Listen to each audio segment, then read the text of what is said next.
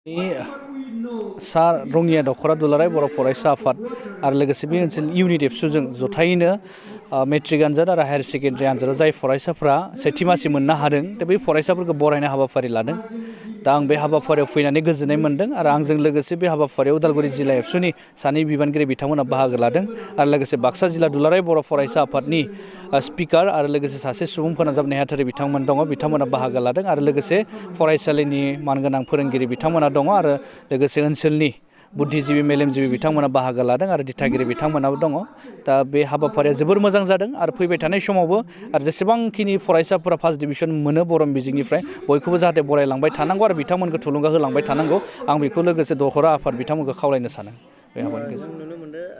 बर' बिजोंनि जे फरायसालियाव जिहेतु बर' बिजोंनि जे फरायसाफ्रा जे खमायनो हमगासिनो दङ बे बिथिङाव दुलाराय बर' फरायसा आफादफ्रा मा थांखि लागासिनो? दुलाराय बर' फरायसा आफादा जिहेतु माहारियारि आफाद बेखायनो जों दुलाराय बर' फरायसा आफादा मिन्थिगौ आरो बिनि सायावबो खामानि मावदों जोंनि लेभेलाव जिखिनि जों नाजादों बा जिखिनि लेभेलाव जों सलुसन खालामनो हादों जों मिन्थिगौ जों नुदों जे बर' बिजोङाव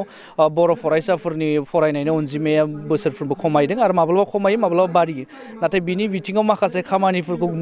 सरकारफोराबो मोजां नोजोर होआखै दा बिथांमोना मिन्थिनाबो माब्लाबा बर' मिडियामनि फरायसालिफोरनि जेंनाफोरखौ सुस्रांनो थाखाय नाजाया दा बिनि जाहोनावबो माखासे बर' बिजोंनि कन्डिसनफोरा गाज्रि जादों आरो जायनि जाहोनाव फरायसाफोराबो एसे खमायलांदों आरो बै प्रब्लेमखौनो जों सलुसन खालामनो थाखाय नाजादों आरो लोगोसे दुलाराय बर' फरायसा आफादा सानबाय जे एल.पि. स्कुलफोरावबो फरायसाफोरनि अनजिमाया खमायदों दा बे एल.पि. स्कुलाव खम जायोबा थांनानै हाइ स्कुलाव खम जायो बेखायनो जों नुबाय जे गोबां एल.पि. स्कुलाव बर' मिडियामनि एल.पि. स्कुलाव जिर' टिचार आरो सिंगोल टिचार जानानै दङ दा बेखायनो दुलाराय बर' फरायसा आफादनिफ्राय मोनसे सावरायनायनि गेजेरजों जों जिखिनि सिंगोल आरो जिर' टिचार एल.पि. स्कुलफोर दङ दा बै फरायसालिफोराव जोंनिफ्राय टिचारफोरखौ जों एपइन्ट होदों फ्रि टिचिंनि थाखाय जाहाथे बिथांमोना सरकारा जेब्लासिम होआ बै समसिम जाहाथे बिथांमोना जोंनि फरायसाफोरखौ जाहाथे सोलोंथाइ होनो हायो नाथाय सरकारा माब्ला होगोन माब्ला होआ जोंथ' बेखौ मिन्थिया दा थाबैनो होयोबाथ' मोजां नाथाय जोंनि फरायसाफोरा जाहाथे सोलोंथाइखौ मोननो हायो आरो जोंनि गेजेराव फरायबाय थानाय फरायसाफोरा जाहाथे आवगायलांबाय थानो हायो आरो एल.पि. स्कुलाव फरायसाफोरा बाङोब्लासो हाइ स्कुलावबो बांहैगोन बेखायनो जोङो दा स्टार्टिंनिफ्राय बे हाबाफारिखौ लादों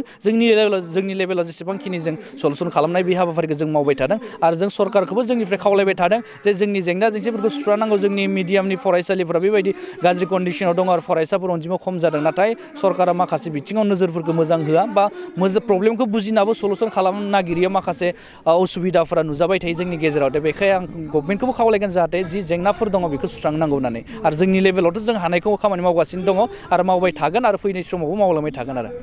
जिहेतु एबसुफोरनिफ्राय जिहेतु नांगौ बायदि जे फोरोंगिरि थिसनदों सरकारा थिसनजासिनांगौ जिहेतु बे बिथिङाव मोनसे सोंलु जों ओंखारबाय थादों गोबाव समनिफ्रायनो जिहेतु टेट कुवालिफिकेसन जानायफोरखौ दिनैसिम बि.टि.सि. सरकारा सोआखै बे बिथिङाव एबसुआ दिनै मा राहा लादों दिनैसिम एबसुखौ जे फंसे बाथ्रा बुंनायखौ नुनो मोनाखै नङा माखासे खामानि मावनायखौबो देखायबाय थानाय बाथ्रा नङा होमबा दा दिनै दुलाराय बर' फरायसा आफादा जोंनि प्रब्लेमनि सलुसनफोरखौ दिहुननो थाखाय खामानि मावबाय थादों नाथाय माखासे टाइमाव जों दुलाराय बर' फरायसा आफादा सावरायबोबाय थादों टेटल' नङा मथथे सोलोंथाइ बिथिङाव जेसेबांखिनि प्रब्लेम दङ जेंना जेंसि दङ गासैखौबो जाहाथे मोजाङै सलुसन खालामनांगौ बिनि थाखाय खामानि मावबाय थादों आरो दिनैबो जोंनियाव सोलोंथाइनि खामानि सानफ्रोमबो दुलाराय बर' फरायसा आफादनियाव सोलिबाय थायो नाथाय जों हाजार खामानि मावो खिन्थु हाजार खामानिखौथ' खोन्थाबाय थानायनि बाथ्रा नङा नाथाय बिनि गेजेराव जों माखासे खामानिखौ मिन्थिहोयो आरो गोबां जोंनि गेजेराव डाटा लानाय लिस्ट लानाय सोलिबायानो थायो सानफ्रोमबो आरो टेटनि जि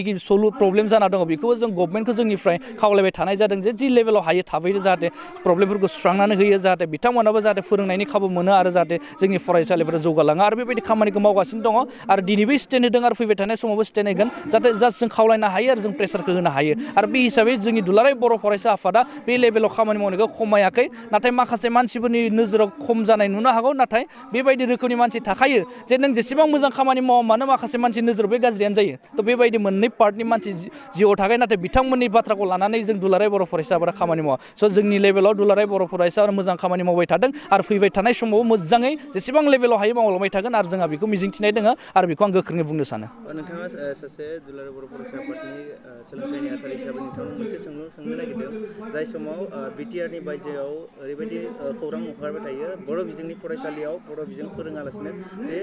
एसामिस रावजोंसो फोरोंनाय जानो हमबाय बे बिथिंखौ दुलाराय बर' फरायसा आफादा मानो नोजोर होआखै नामा दा नोंथाङा सोंनाय सोंथिया एसे गोरोन्थि जागोन जे आं सिगाङाव बुंदों जे दुलाराय बर' फरायसा आफादा माहारियारि आफाद बेखायनो जों दुलाराय बर' फरायसा आफादा बर' हारियाव जेसेबांखिनि जेंना दं सोलोंथाइ लानाय समाज बिथिङा ला बायदि बायदि बिथिङा ला गासैबो बिथिङाव जों सोलोंथाइखौ होदों नाथाय माखासे जायगानि थासारि बिदिनो थायो जि लेभेलाव बेफोर माबा सावरायनाया सोलियो दा बेबायदि कन्डिसनाव बिसिना सोलियो खिन्थु बेबायदि जोंनि नोजोराव बांद्राय बिदि नुनो थाङाखै नाथाय बायजोआव थानाय बर' मिडियाम फरायसालिफोरावबो मोजाङैनो बर' रावजोंनो सोलोंनाय सोलिबाय थादों आरो जोंनि गोबां दैदेनगिरिफ्रा जोंबो माखासे जायगायाव बेराय जों नुदों नाथाय बेफोर माखासे रिउमार्स सोलिबाय थायो नाथाय जाय मानसिफोरा बुंदों बिसोर प्रेक्टिकेल नुहैयाखै नाथाय माखासे जाथायफोरखौ प्रेक्टिकेल नायनो थाखाय जों खावलायगोन नाथाय बेबायदि जेबो थासारि जायाखै आरो बिसोर गासैबो बायजोआव जेरै जोंनि भितराव जोंनि बिटिआराव जेरै सोलोंथाइ जादों बायजोआव बे सेम लेभेलाव सोलोंथाइ जादों नाथाय माखासे डेभेलपमेन्टनि एसे डिफारेन्स थालाय नाथाय बेफोर मोनसे समाव मोजाङैनो सलुसनाव फैगोन आरो बयबो बर' रावजोंनो मोजाङै सोलोंथाइखौ लाबाय थादों दिनै जों जा HSC आरो HLC आनजादाव जायफोर फरायसाफोरा सेथि थाखोआव उथ्रिसारनो हादों बिथांमोनखौ जोङो बरायनाय जाहोना बेनो जाहाथे इयुन समाव आरोबाव जोंनि दख'रानिफ्राय आरो माखासे फरायसाफोरा फैगोन समफ्राव माने आरो सेथि थाखोआव उथ्रिसारनो हायो आरो फैगोन समफ्राव जों आसा खालामो जाहाथे जोंनि बे दख'रानिफ्राय आसामनि मादावनो टप 10आव जायगा आवग्रिनो हायो बेफोरबायदि मिजिंथिखौ लानानै इयुन फरायसाफोरनि मोजांखौ हास्थायनानै आरो लोगोसे जा बे सेथि थाखोआव मासि आवग्रिनो हानाय फरायसाफोरनि इयुननि मोजांखौ लानानै जोङो बे हाबाफारिखौ लानाय जादों बेजों जोङो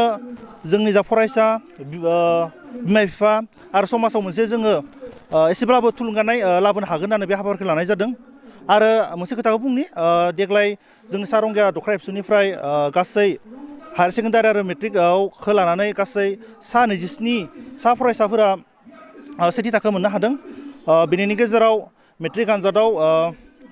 सा 17 जन फरायसा फरायसुलिफोरा गिबि थाखोआव उथ्रिसारनो हादों बेनि गेजेराव आरो मोनसे खोथा बुंबावनो हागोन आं सानदों माने जोंनि आनसलिकआव देग्लाय बर' नङै जा माने रिम्पि दास बिथाङा बर' बिजोंजों फरायनानै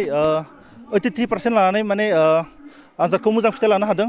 बेयो जोंनि थाखाय गोग्गाथावना सानदों लोगोसे जायफोर बिमा बिफाफोरा बर' बिजोंखौ नागारनानै गुबुन बिजोंखौ फरायनो होनो सानो आं बिथांमोननिसिम खावलायनाय नोंथांमोना जेबो साननो नाङा नोंथांमोना जेबो गिनो नाङा बर' बिजोंजों फरायनाबो मोजां खालामनो हायो बेनिनो बिदिन्थि हिसाबै जोङो देग्लाय बुंनो हागोन रिम्पि दासखौ जाय बिथाङा माने न'आव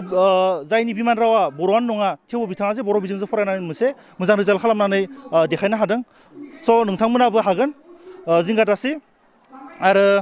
हायार सेकेन्डारियावबो साइन्सआव गासै 6 जन फरायसा फरायसुलिफोरा फार्स्ट डिभिजन लाखिनो हादों लोगोआवनो आरो आर्ट्सनिफ्राय 7 मोननो हादों आंनिफ्राय बेनो जाहाथे इयुन समाव बिथांमोननि फिउचारा मोजां जायो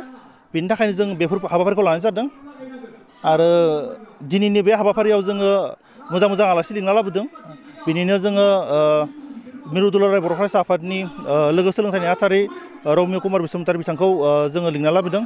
लोगोसे दंबावो जोंनियाव बाक्सा जिल्ला एबसुनिबो बायदिसिना बिबानाव थानो हानाय आदा बिथांमोन लोगोसे आरो जोंनि दख'रानिनो लोगोसे थांनाय 2024 नेशनेल टिचार एवार्डि मोननो हानाय बिन'द सके सार बिथाङाबो जोंनि दिनैनि आलासि हिसाबै नुजाथिनो हादों स' बिथांमोननिफ्राय जोंनि दख'रानि बिथिङाव थानाय फरायसा फरायसुलिफ्रा थोजासे बिहोमा आरो थुलुंगानाय खोथाफोरखौ मिथिनो मोन्दों होनना सानदों बेखिनियानो आंनिफ्राय जोंनि दख'रा आफादनि सिङाव गासै हाइ स्कुला जोंनिया गंथाम दङ बिनिनो हायार सेकेन्डारि गंनै आरो हाइ स्कुल गंसे बेनिनो गुदि फरायसालि गं 22 दं ओमफ्राय गेजेर फरायसालि हिसाबै गं 6 दं बेखिनिया जिहेतु दिनैनि समाव जिहेतु सोलोंथाइ बिथिङाव होनना बुङोब्ला गोबां मोजां ओंखारबाय थादों बे बिथिङाव दिनै नोंथांमोननि जे बियाबाव माबोरैहाय जिहेतु सोलोंथाइयाव जे दावगानायखौ नुनो मोनदों नोंथांमोना जोंनि ओनसोलफोरावबो जोङो दावगानायखौ नुनो मोन्दों नैबे समाव जोंनि गोबां बर' न'खरफोरा गावनि गथ'खौ जि एसामिस स्कुल बा गुबुन मिडियामाव होनाय बेफोरखौ जोङो आगोलाव बांसिन नुनो मोन्दोंमोन नाथाय दा जोङो नुनो मोन्दों जोंनि बर'आवनो बांसिन न'खरफोरा बर' मिडियामाव होनानै बर' फरायसालियावनो जोङो लाबोनायखौ नुनो मोन्दों आरो बेयो मोनसे मोजां इसारा बर'फोरनि थाखाय बिथांमोना साननो नाङा जे बर' मिडियामाव फरायनानै गोजौ लेभेलसिम थांनो हाया बेखौ दा सान बर' मिडियामाव फरायनानै गोबां अफिसार लेभेलसिम थांनो हायो बेखौ APSCनिफ्राय UPसिम बेखौ बयबो मिथिबाय आरो बे हिसाबैनो गोबां मानसिफोरा बा गोबां रायजो राजा बर'फोरा बर' मिडियामाव फरायहैदों आरो जोंनि ओनसोलनि स्कुलफोरा गुबुन हारिजों साग्लोबजानाय आरो बे ओनसोलफोराव जोङो दख'र आफादा नायगिदिं खालामो आरो गुबुन गुबुन फरायसालिफोराव जोंनि जि गोलोम बोथोरनि बन्द बेखौ जों कचिं होदों आरो गुबुन गुबुन फरायसालिफोराव फोरोंगिरि गैयिफोराव जों दख'र आफादा गावनो थांनानै मालाबा जों फोरोंदों।